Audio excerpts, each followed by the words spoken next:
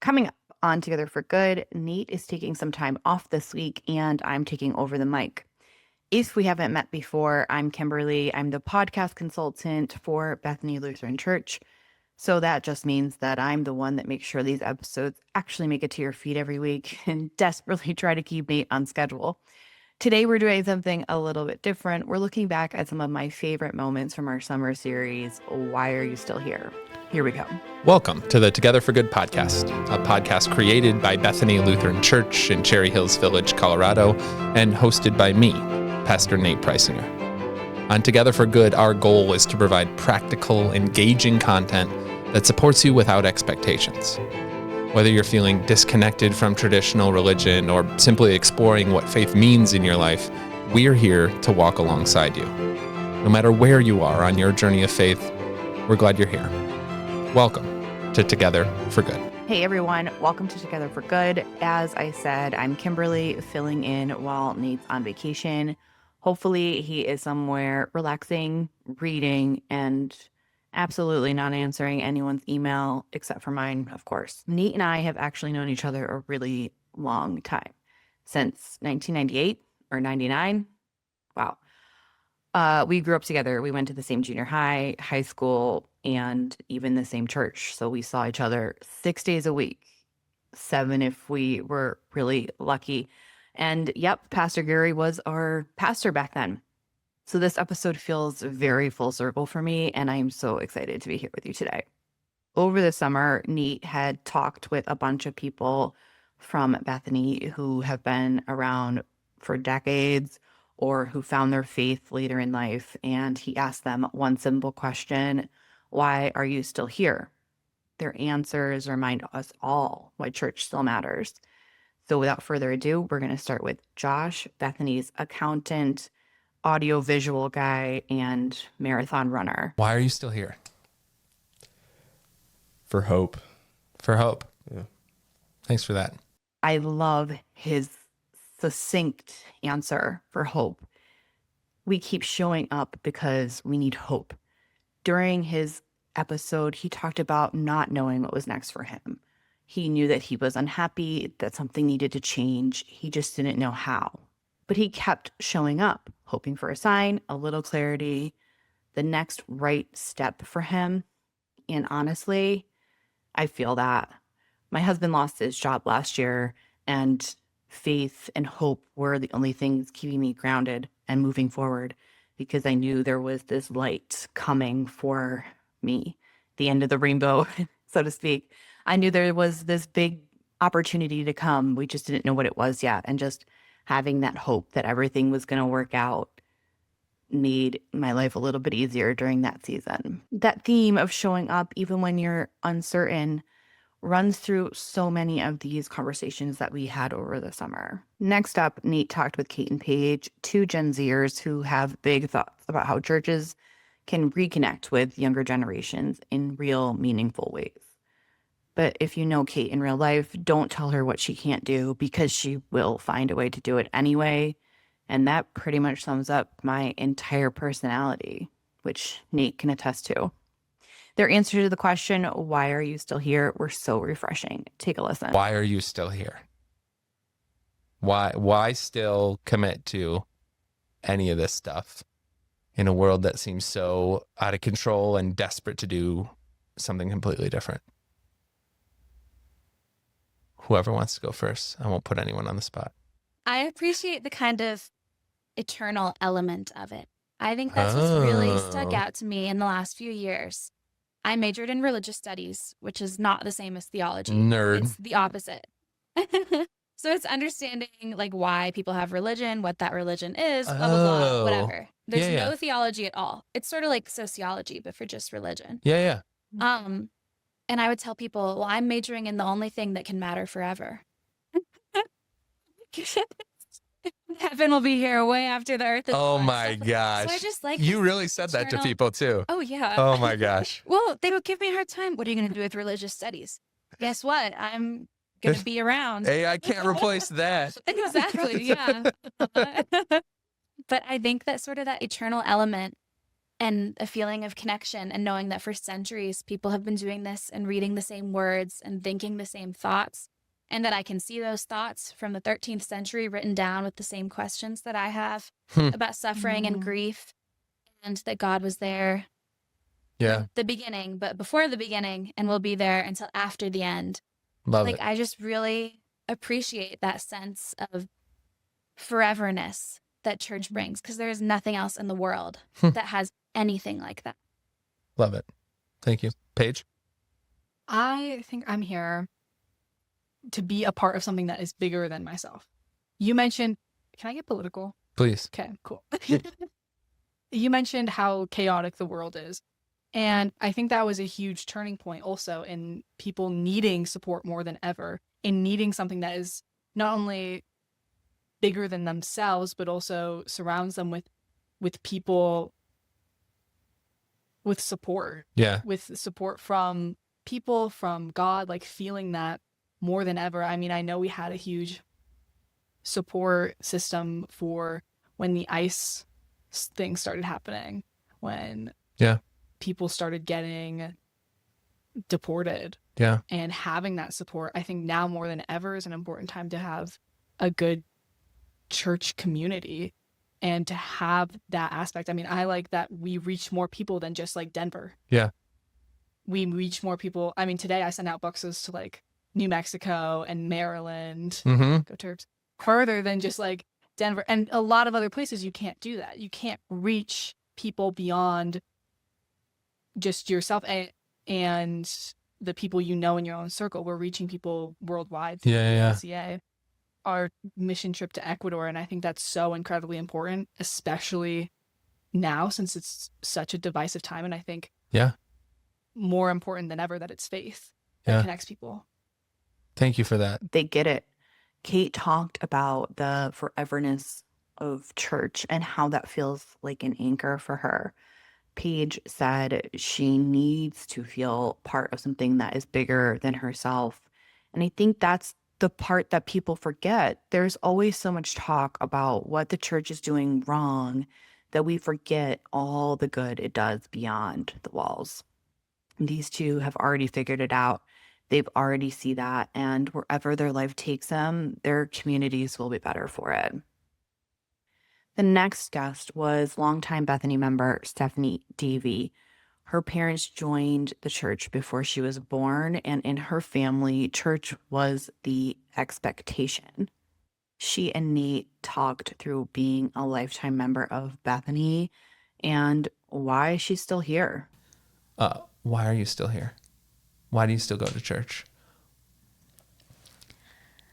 I mean, it just fills me with peace and hope and sometimes action. I think in a way that nothing else does. I don't know what else could. Yeah. I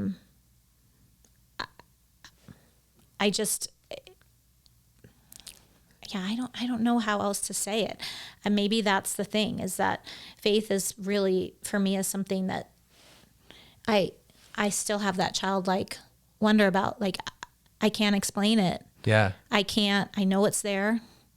I know that God is there. I know what I believe. I can't explain the whys and the hows, nor are we expected to. Yeah. But it just fills me. It fills that God-sized hole. I'm so glad that I'm filled with it. Yeah. Because, man, I think it would be real tough Otherwise. to live without it. Yeah. Thanks. Yeah. Stephanie said there is a God-sized hole that faith fills for her with peace, hope, sometimes action. I think faith is hard to sum up in one sentence or during a podcast episode. And I think that Stephanie hit the nail on the head with this one. It's more than ritual. It's connection. It's spiritual formation. It's a constant reminder of God's peace and presence with us in every chapter of life. Nate sat down with Scott and Stacy, two longtime members of Bethany, for an honest and hilarious conversation filled with stories about choirs, Bible study groups, liturgical dance, calling cards, and even a naked guy on a hike. But you're going to have to go back and listen for that one. And most importantly, why they're still here. Why are you still here? Whoever wants to go first. Why is church still part of your life, given everything else that happens, that's going on, that you could be doing? Why are you still here?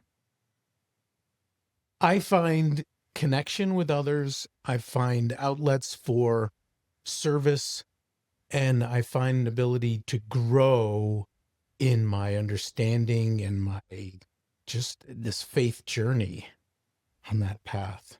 Thanks, Scott. Stacy? Community. I would just say community. That it is, I keep going because it's a place that I'm known, I'm seen, I'm heard, and I'm loved. And there are some of my favorite people are there. So Yeah. community. Thanks. I think I speak for a lot of people when I say church is at its best when it feels like family, when laughter and stories and faith all share the same table. Why are you still here?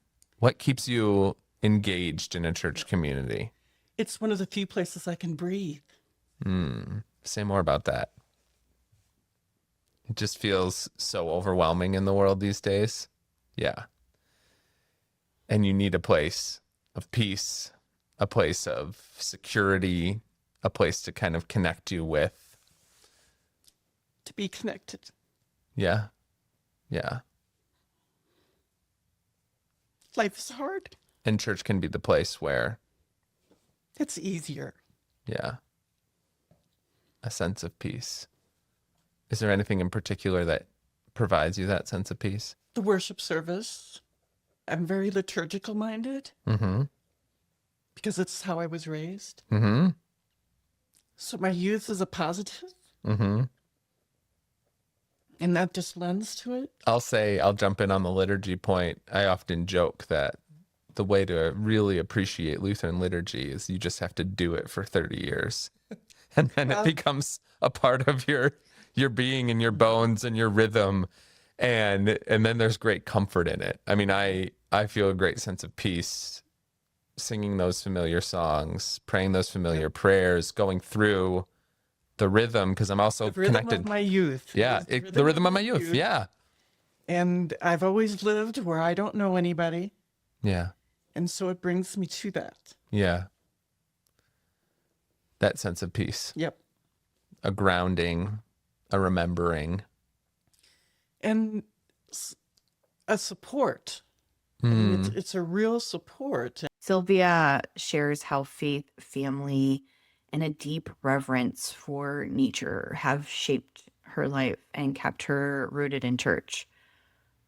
The world is so loud and so heavy, and church is this place of peace, of security, a place to be connected, and a place to breathe. God is not just around us in church, but he weaves through us in every facet of our everyday life. And I think that that's the point that Sylvia was trying to make. Whether you feel God most in church or on a mountain, he is with you. Susan was a guest who talks about worshiping with her husband and how that shaped her marriage. Susan and her husband were of different faiths, and she attended church with him because he was part of the choir. And I think there's something so special about enjoying worship with your spouse, your significant other, even if you don't share the same faith. She also talked about how centering prayer changed her awareness to God and why community, both here and in the communion of saints, still holds her steady today. As for why she's still here, take a listen. Why are you still here? Like, what do you think it is that keeps you engaged and involved and learning and growing and practicing like you do? Well, I think all of those things that were said part of what I think we were talking about this before. Art and I were members here for a long time together. Yeah. And to me, it's just important to continue that relationship with the church and with the people that are here. It's just a part of Your history. Yes, and it's an important part of my history. Yeah. So it's the main part of my history, actually. Yeah. When I stop and think about it. And that's I love that you're thinking about it in terms of history and right, like you have these strong memory and connection with your husband who passed in 2015. And so now you've had 10 years without him, and yet there's probably a piece to all this where it feels like you're still connected with him. Oh, absolutely. Because of this place and this space. And that is the thing too. The other like mystical dimension of a community of faith is that it's timeless. We always are talking about the eternal life. And that is kind of the idea, is that it's not confined to a moment in time, but that the promises and the support and the care of the community is somehow, in ways we can't fully understand, always connected. Her story really hit home for me. As a teenager, I remember going through a season where everything kind of fell apart, and you rely on the people around you. You rely on your circle, so to speak, to get you through those seasons. And I remember this one person in our church community that became part of the reason why I'm sitting here with you today and have this life that I have now. And I went to her funeral this past spring, and it was just this beautiful reminder of how God is continually working through us, even in our darkest moments. Why do you think you're still here? You literally said it, community. I think the church offers a unique proposition to people, which is the opportunity to engage in a community where you can relate to each other based on your values. It's not based on your hobbies. It's not based on you find people who, I love racquetball, you love racquetball, but it's not about that. Nobody plays racquetball. It's all pickleball. Keep going. I know, that's what I meant.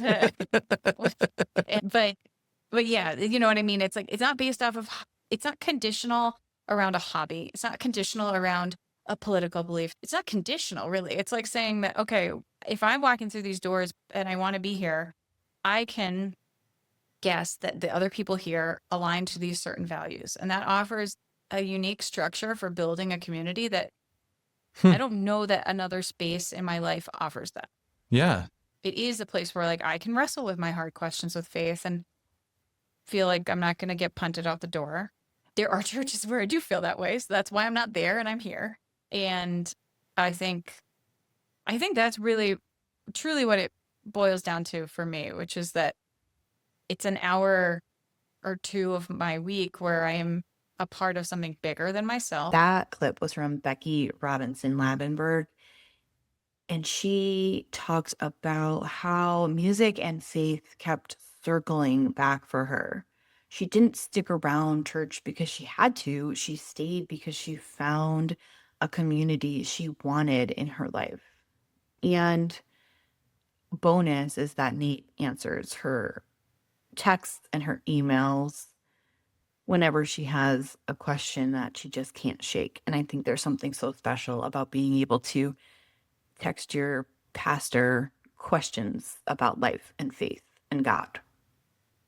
Yeah. Okay, so this next episode with Mike Ziemba was Mike's idea. Nate, being a Bills fan, was all for it. Meanwhile, I was up till 1 a.m. Googling all these football terms when I was editing this episode so that I could be factually correct in our show notes.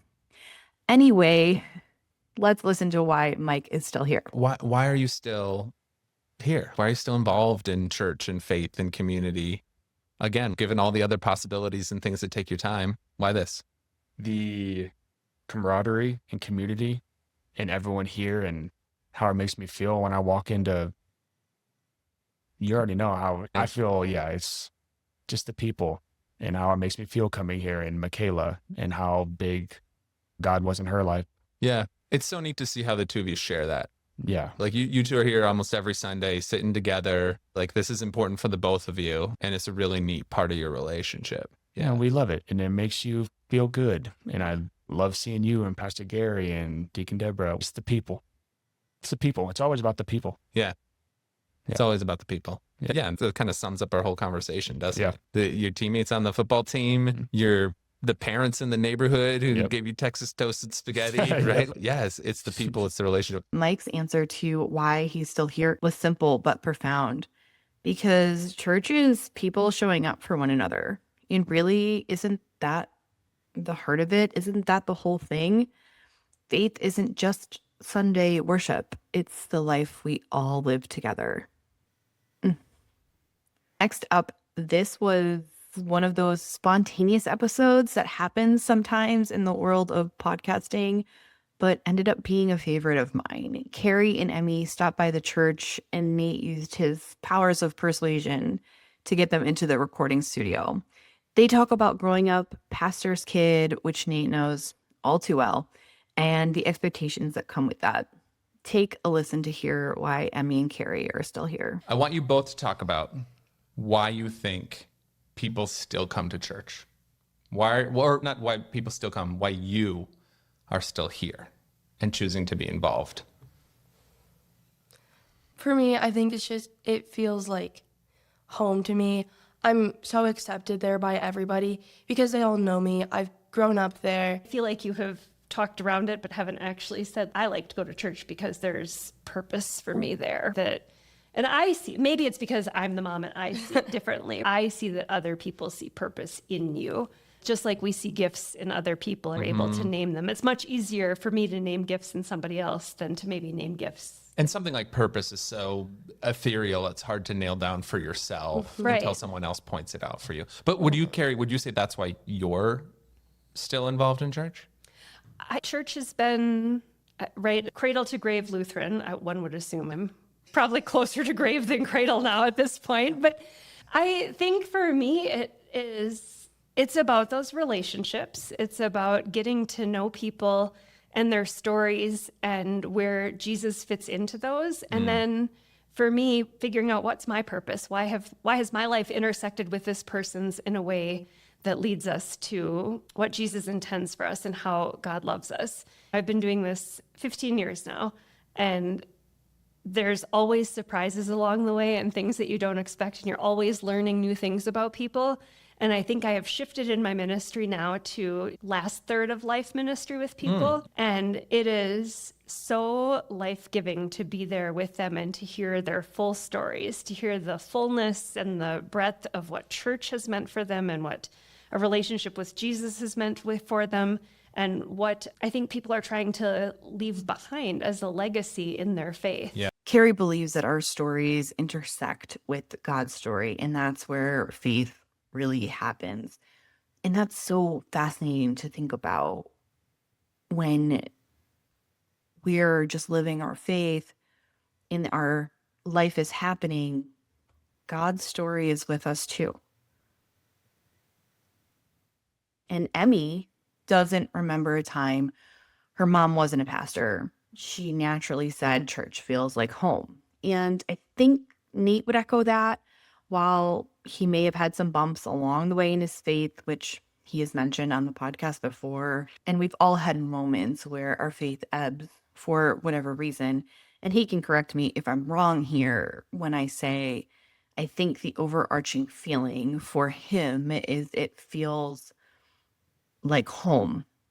And last but not least, Pastor Gary, it only felt fitting to end the episode this way.